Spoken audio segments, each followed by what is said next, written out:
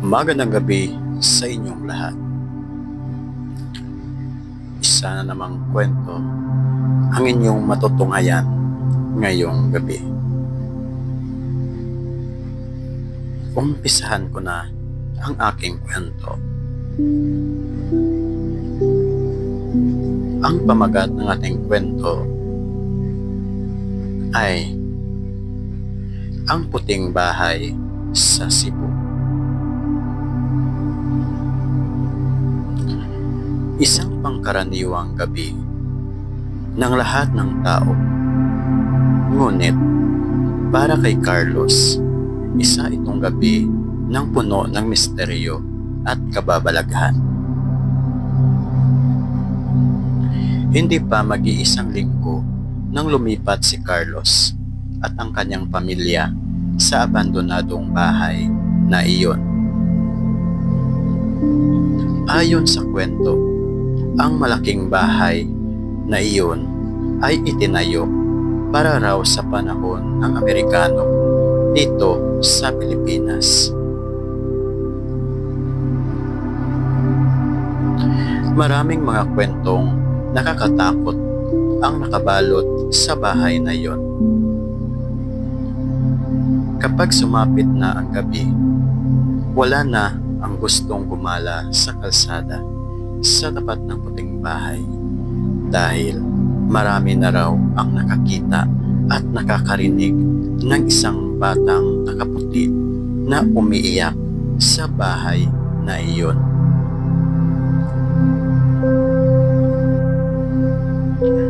Halos isang dekada nang walang tumitira sa puting bahay.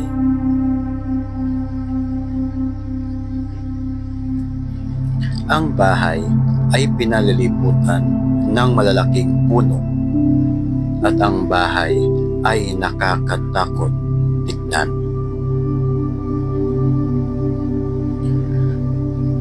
Sumapit na ang gabi ng lagim habang ang buong pamilya ni Carlos ay himbing na natutulog.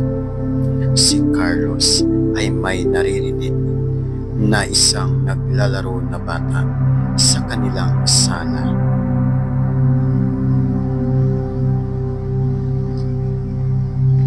Sa takot, ayaw nang lumabas ni Carlos sa kanyang silid. Pero ang tinig na kanyang naririnig ay palapit ng palapit.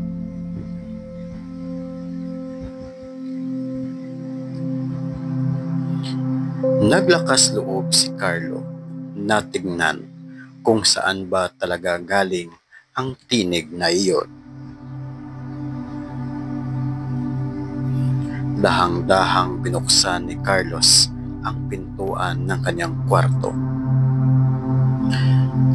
Hawak-hawak rin ni Carlos ang isang flashlight para mailawan niya kung sino ang naroroon sa sala.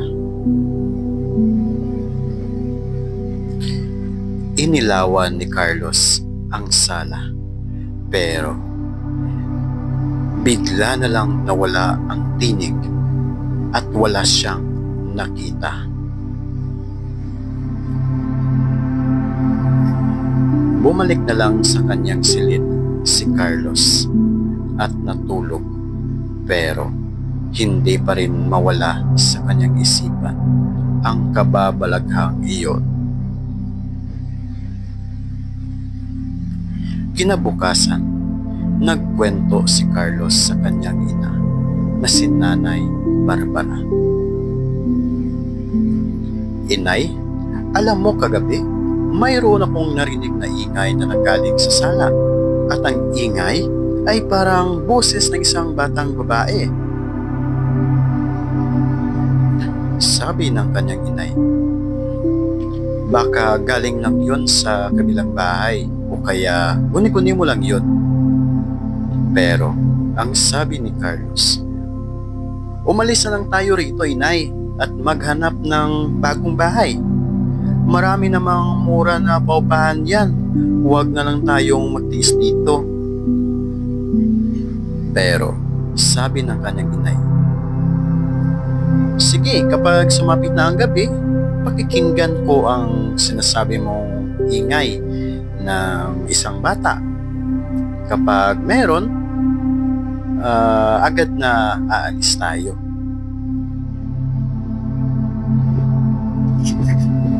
Hindi mapakali si Carlos sa araw na iyon. Tila ang oras ay tumatakbo ng mabilis. Kinakabahan na si Carlos kung ano ang mangyayari sa kanya ng kanyang pamilya. Si Carlos ay may dalawang batang kapatid na si Wendy at Harry. Alam pa man ni Carlos na wala na silang pera upang humanap ng bagong matitirahan at iniwan na sila ng kanyang mabuting ama na sumama sa isang kanyang kalaguyo. Ang tanging hanap buhay ng kanyang ina ay ang pananahi ng mga damit sa isang pabrika.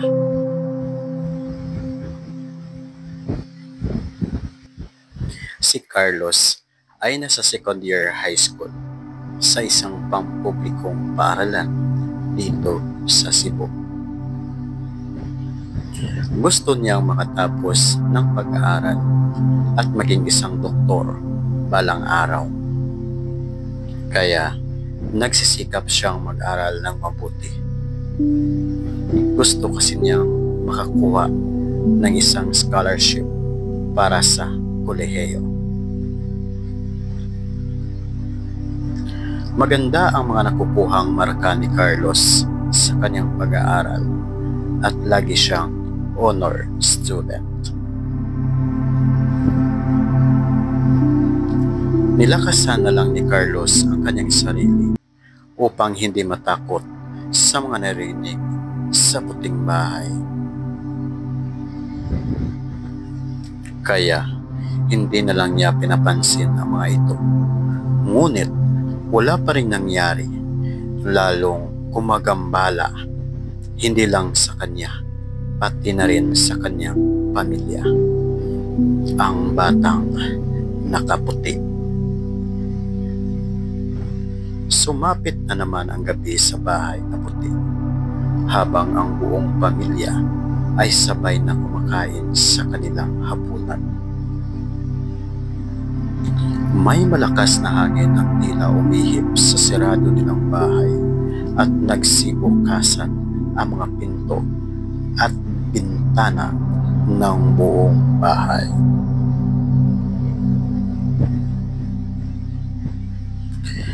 Takot na takot ang mga kapatid ni Carlos na sina Wendy at Harry.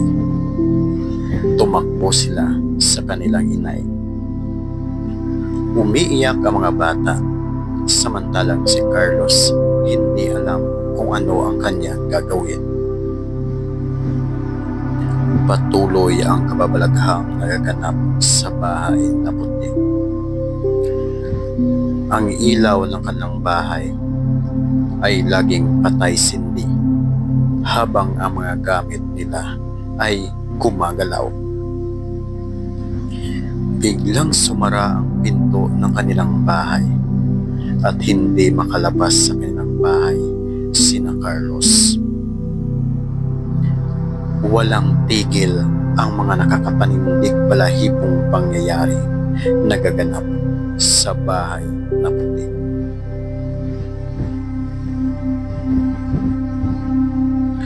Tinipon ni Carlos ang kanyang mga kapatid at inay sa isang silid sa bahay. Doon sila nagpalipas ng gabi.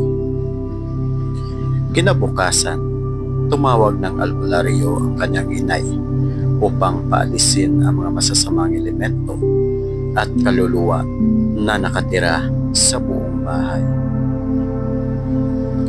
Habang pumasok ang albularyo, biglang bumukas ang pinto nito. Ang albularyo ay may dalang kandila, pausok at mga halamang na sinasabi daw na pangtaboy ng masasamang elemento. Sinindihan ng albularyo ang kanyang kandila at pumasok sa bawat sulok ng bahay. Nagdasal siya ng Latin para pangtaboy at kinausap niya ang kaluluwang nangyari. Pero tila malakas ang kaluluwa at hindi kayang palisin ng albularyo. Natakot ang albularyo, baka siya balikan ng kaluluwa at nagmamadaling umalis ng bahay. Pero bago umalis ang albularyo ay mayroon siyang nakita. Isang bata na nakaputi at isang babae na tila galit ang mukha. Dumating na naman ang gabi na kinatatakutan ng pamilya ni Carlos. Hindi na niya alam kung ano ang kanyang gagawin kung manggagambala ang mga kaluluwa sa bahay na puti. Maagang naghapunan ang mag-anak at sabay silang pumunta sa kanilang altar upang magdasal. Namatay na naman ang ilaw at lumakas ang ihip ng hangin sa bahay. Natakot sina Wendy at Harry na sumisigaw dahil mayroon silang nakita sa salamin. Isang nakakatakot na dugo ang babae at katabi niya ang kanyang anak na tila galit na nakatingin sa kanila.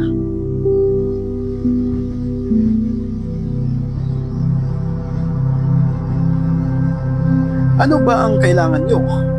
Bakit ninyo kami ginagambala ng ganito? Tanong ni Carlos sa mga multo. Wala naman kaming ginagawang masama sa inyo. Paiyak na sabi ni Carlos. Tila galit na galit ang multo at nagbabasagan ang kanilang mga gamit. At doon na sinapian ang kanyang ina ng babae duguan. Nag-iba ang mukha ng kanyang inay. Nagwawala ito at hindi mapigilan ang kanyang ina. Nagsasalita pero hindi maintindihan. Ginapos ni Carlo ang kanyang ina sa kanilang higaan.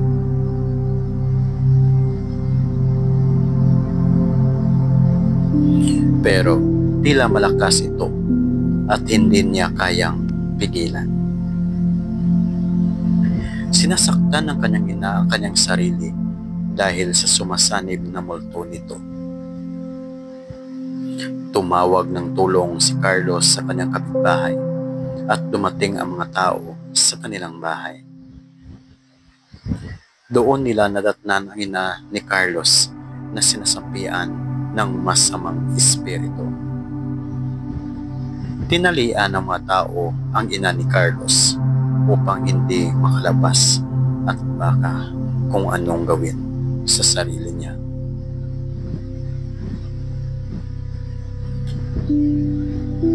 Tumawag sila ng isang pare upang mapaalis nila ang masamang espiritu.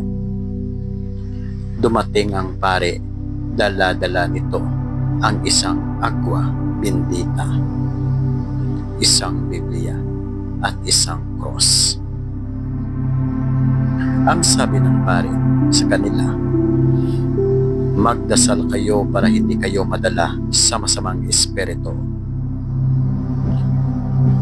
Nagdasal ang buong tao sa bahay na iyon habang ang pare ay nagsimula ng pumasok sa silid kung saan nakahiga ang ina ni Carlos. Doon nagdasal ang pare at pinaalis nito ang espiritu na sumapi sa ina ni Carlos. Binasbasa ng pare ang babae at ang bahay na puti.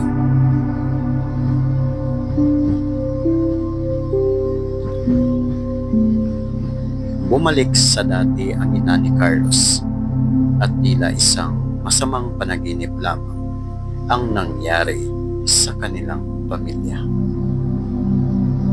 Isang pagsubok na nalampasan ng may kasamang pagdarasal. Doon nila nalaman na ang mga nagmumulto sa kanila ay pinatay sa bahay na puti dahil sa isang galit.